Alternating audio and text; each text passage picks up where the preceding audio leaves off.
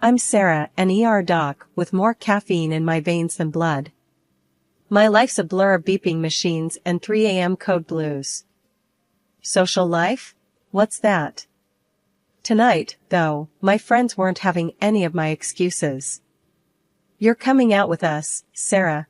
End of discussion, Jess declared, her voice leaving no room for my usual "I'm too busy" line. So, there I was, shoved into a dress I forgot I owned, standing awkwardly at a loud party packed with strangers, mostly younger than me. The bass from the speakers made the glasses on the makeshift bar rattle. It was the kind of scene I'd usually avoid like the plague, but Jess was on a mission. Loosen up, Sarah. It's just a party, not a freaking exam. Jess nudged me with her elbow, handing me a drink that looked like it could glow in the dark. I don't know, Jess. This isn't really my scene, I murmured, scanning the room. It felt like stepping into another world where the stress of the ER didn't exist. Give it an hour. If you're miserable, we'll bail. Fair? She bargained. Before I could argue, someone bumped into me, sloshing my drink down my front. Shit, I'm sorry, a voice exclaimed. I looked up, ready to unleash a hospital-grade scowl, but stopped short. The guy was about my age, tall, with an easy smile and a helpless shrug. I'm a klutz, he confessed, his eyes crinkling in amusement at his own clumsiness. It's fine. It's just a drink, I replied, my irritation fading faster than I expected. I'm Alex. And you are? He extended his hand, still smiling. Sarah. And a bit damp now, thanks to you, I joked, surprising myself with how quickly I warmed up to his demeanor. Let me make it up to you. Can I buy you another drink? One that stays in the glass this time? Alex offered. I hesitated, glancing at Jess, who was practically bouncing with excitement. Go on, she mouthed. Sure, why not? I found myself saying. Alex beamed and led the way to the bar. So, Sarah, what do you do when you're not being assaulted by drinks at parties? Alex asked as he handed me a safer choice this time, a glass of red wine. I patch people up. I'm a doctor, I answered, taking a sip to hide the nerves I didn't expect to feel. Wow, that's intense. I sell construction materials. It's as exciting as it sounds, he played along. But hey, it pays the bills and doesn't involve blood, so I'm not complaining. We found a quieter corner, away from the thumping bass, and talked more. He was easy to talk to, no pretenses, just straightforward chatter. He didn't flinch at my ER stories, and his anecdotes about mishaps at construction sites were unexpectedly hilarious. As the night wound down, Alex pulled out his phone. Can I get your number? I mean, if you want to grab coffee or something less wet, he chuckled. I laughed, the sound more relaxed and genuine than it had been in months. Sure, why not?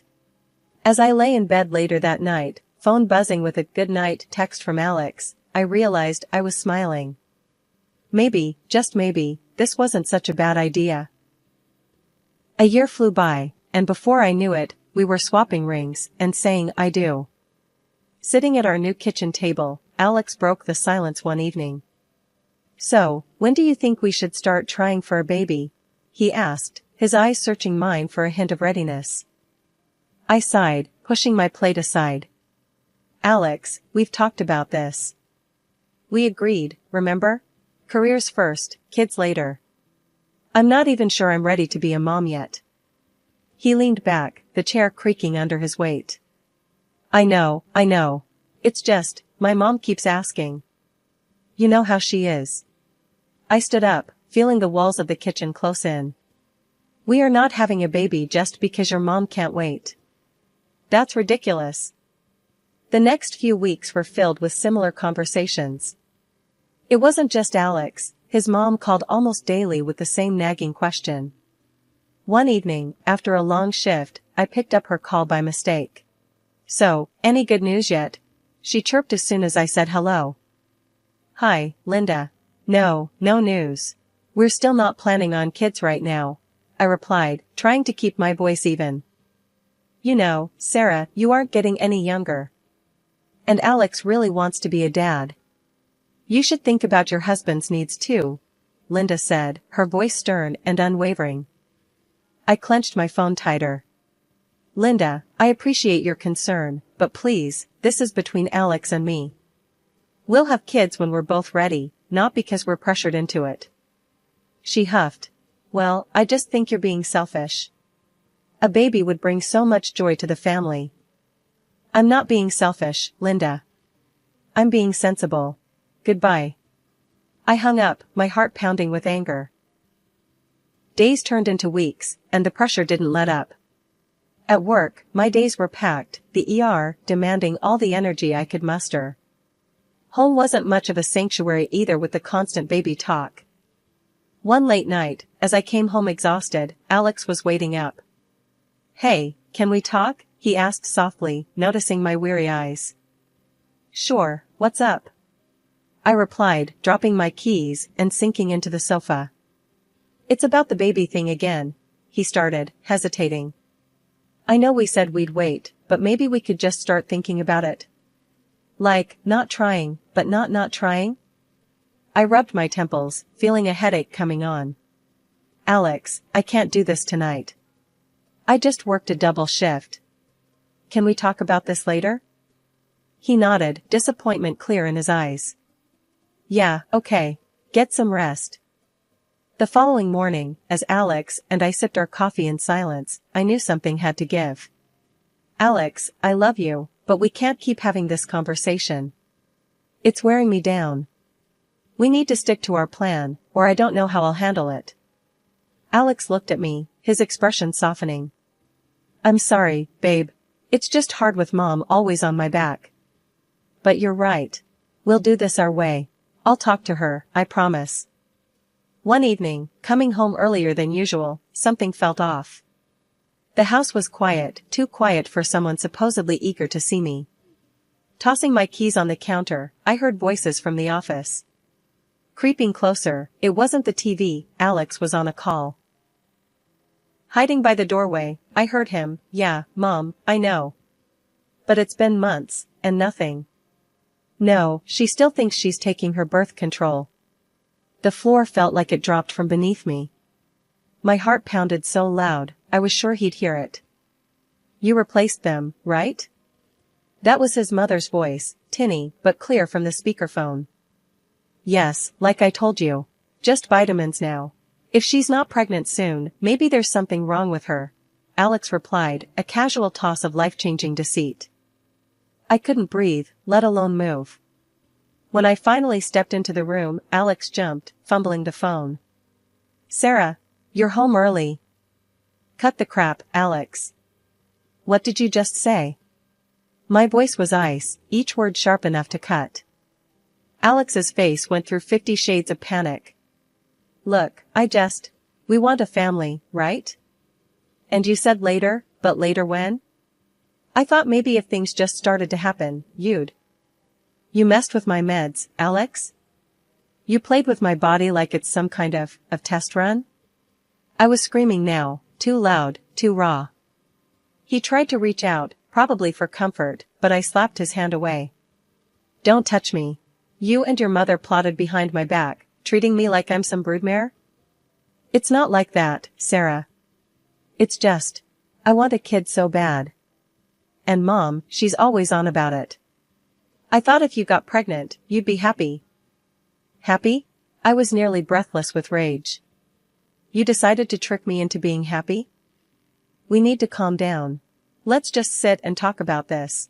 We can fix it, Alex pleaded, his voice a mix of desperation and stupidity. There's nothing to fix, Alex. You broke us. You broke everything. I grabbed my coat, storming past him, his apologies just noise in the chaotic storm inside me. Family means everything to me, so despite the betrayal, I agreed to meet Alex halfway. We needed to clear up any doubts about our health, especially since he'd been messing with my birth control. We decided to get checked out at the clinic where I work, which made me feel a tad more in control of the situation. The day we went in for testing, the clinic was quiet, familiar. I felt my colleagues' curious eyes on us, but they respected my privacy. After the tests, the wait for the results felt like an eternity. Alex tried to make small talk, maybe to ease his guilt, but I just couldn't. When the results came in, I was alone in my office. I opened the envelope with a mix of fear and hope. My results were clear, no issues at all. Then I looked at Alex's. My heart sank reading the words, male infertility due to a physiological issue. It meant that all along, the problem wasn't me, and all his accusations and manipulations were for nothing. I needed a second opinion, just to be absolutely sure. I called up my friend Mara, a reproductologist. "Hey, Mara, can you look over some test results for me? It's important." Mara met me for coffee, and I handed her the documents discreetly. She reviewed them quietly, her expression serious. Finally, she looked up. "Sarah, these results are conclusive. Alex can't father a child. I'm really sorry." The news was a relief and a weight all at once. I thanked her and walked back to the clinic in a daze. How was I supposed to break this to Alex? He wanted kids so badly, he'd deceived me. But telling him he was the reason for our childless marriage felt like kicking him when he was down. So, I made a decision. That evening, as we sat in our living room, the setting sun casting long shadows, Alex turned to me, anxious. "So, what did the tests say?" I looked at him, my heart heavy with the secret I was about to keep. "We're both fine, Alex. There are just some minor issues, nothing we can't handle. We just need to keep trying." He exhaled, relief washing over his face, and I felt a pang of guilt for the lie. "That's great, Sarah. I was worried. We can work through this, right?" "Yeah, we can try." My words felt hollow even to my own ears. We spent the next few days in a tentative peace, but the lie festered inside me. I watched Alex as he started making plans, talking about future kids with a hope that stung my conscience. I tried to feel happy, to share in his optimism, but the truth was a barrier between us. One night, unable to sleep, I slipped out of bed and went to the living room. The moonlight streamed through the window, casting shadows that seemed to mock my turmoil. I dialed Mara's number. "Mara, it's me." I lied to him.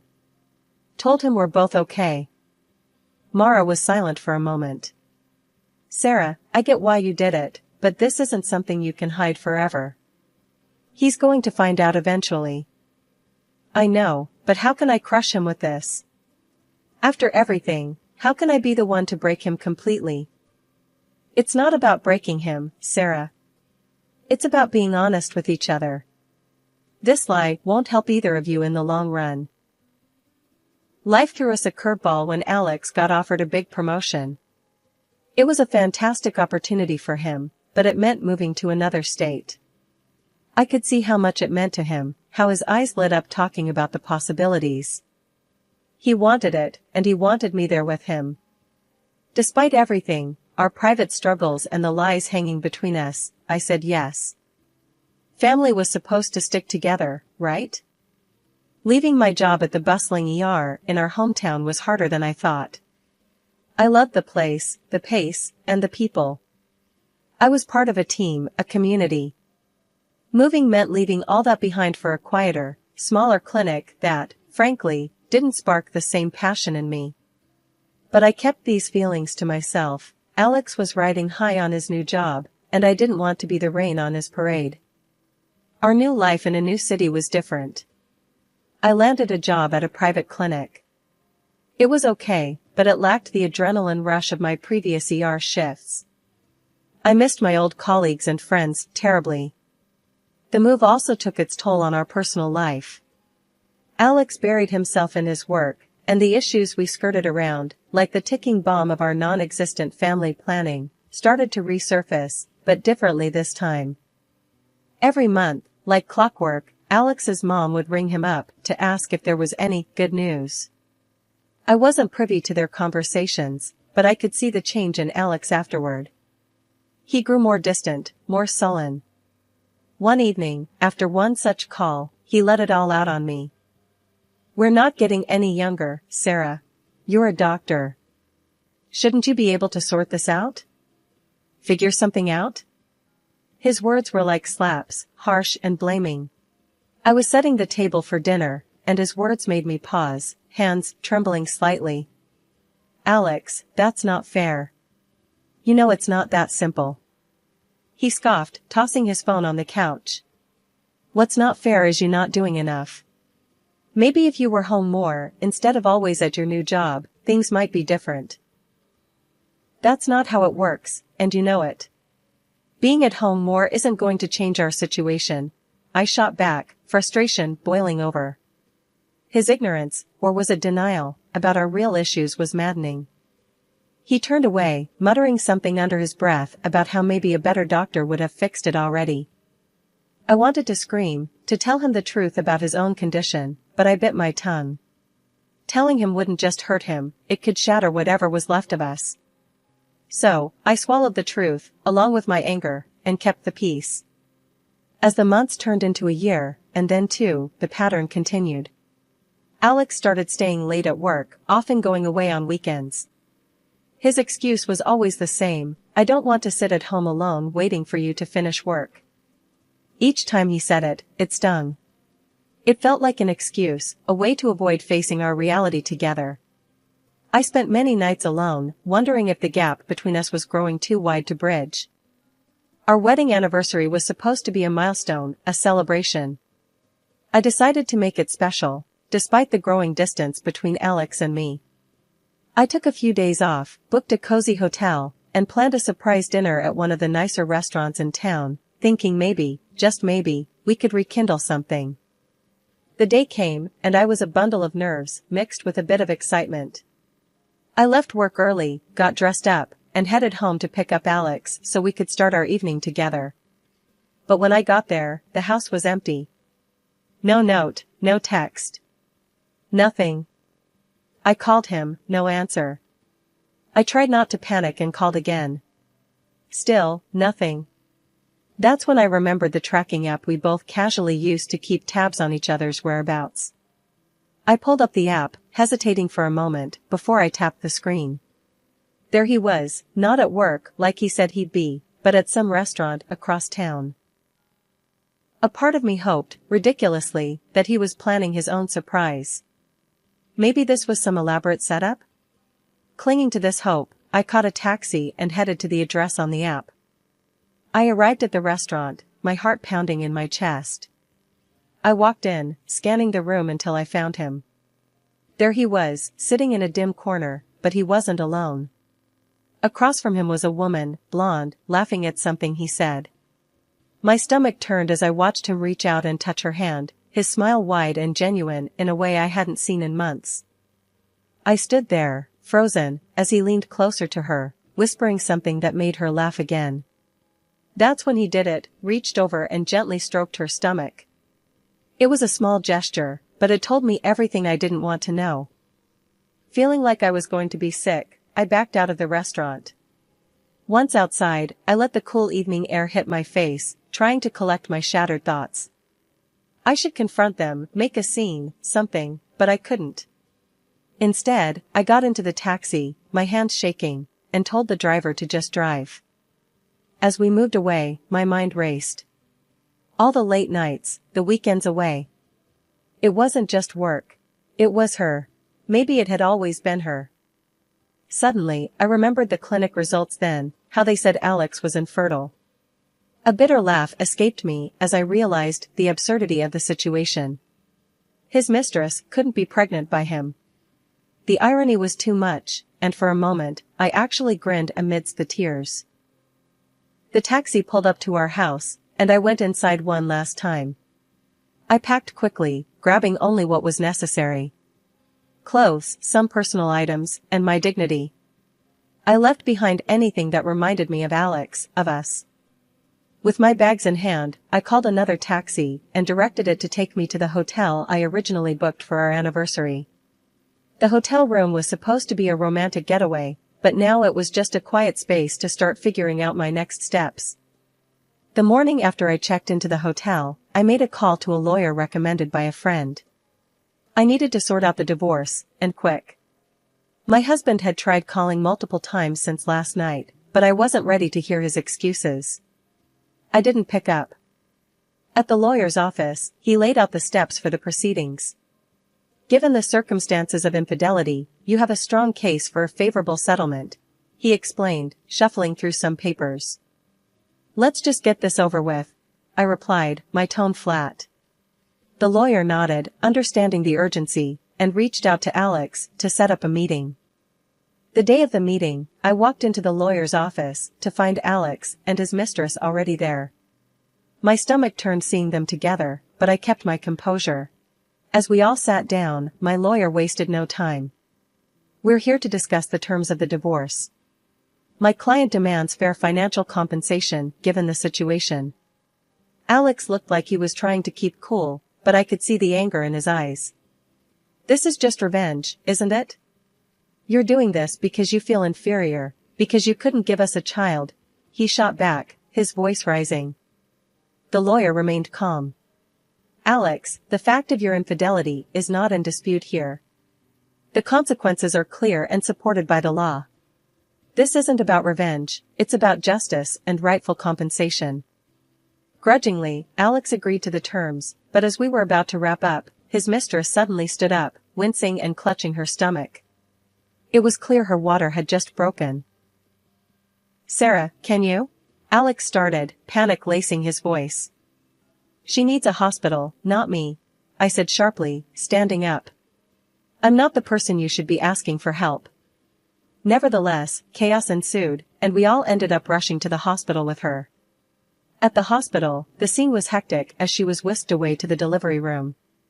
Hours later, the news came, she had given birth to a healthy baby boy, but the child was clearly not Alex's. He was black, and both Alex and his mistress were white. Stunned, Alex turned to me, confusion written all over his face. Sarah, is this some sort of mistake? How can this? I couldn't help it, I burst out laughing. It was too much, the irony, the shock on his face. Alex, remember the infertility results? You're not the father. You never could be. His face drained of color as I handed him the divorce papers and the medical certificate that confirmed his condition. As he read the documents, reality hit him hard. He finally understood the full extent of his actions and their repercussions. Leaving the hospital, I felt a strange mixture of relief and vindication. Alex's calls flooded my phone as soon as I walked out, each one begging for forgiveness. But I was done. I blocked his number and didn't look back. Back in my home city, walking into the prestigious hospital where my career really began, I felt a rush of familiarity and relief. It was like stepping back into a life I'd almost forgotten, one where I was valued and respected. My colleagues welcomed me with open arms, their smiles and hearty welcome backs filled me with warmth. However, not everything was smooth. Linda, my ex-mother-in-law, started calling me frequently, her voice always carrying a tone of desperation. Sarah, you need to come back to him. He's a mess without you, she would say, her demands growing more insistent with each call. I tried to be patient, to explain that it was over, but she wouldn't listen. One day, she showed up at the hospital unannounced. Her appearance was disheveled, her eyes frantic. Sarah, you have to fix this. Alex has started drinking, he's lost his job because of it. I'm supporting him now. He needs you, she pleaded, causing a scene in the middle of the lobby. I took her aside, keeping my voice low and firm. Linda, I am not responsible for Alex anymore. We are divorced. He is not my concern. Please stop contacting me and do not come here again. Her face twisted in anger, and she began to shout, drawing the attention of patients and staff. You owe him. You can't just abandon him, he's your husband. He was my husband. I owe him nothing now. This is a hospital, Linda. You need to leave, or I will call security, I responded, my patience finally wearing thin. She continued to argue, But I walked away, signaling to one of our security officers, who promptly began to escort her out. When she resisted, I didn't hesitate, I called the police. Despite the drama, life got better day by day. I reconnected with old friends and made new ones. I was involved in some groundbreaking projects at the hospital, and my work was fulfilling. The respect from my colleagues and the gratitude from my patients reminded me daily why I loved this job.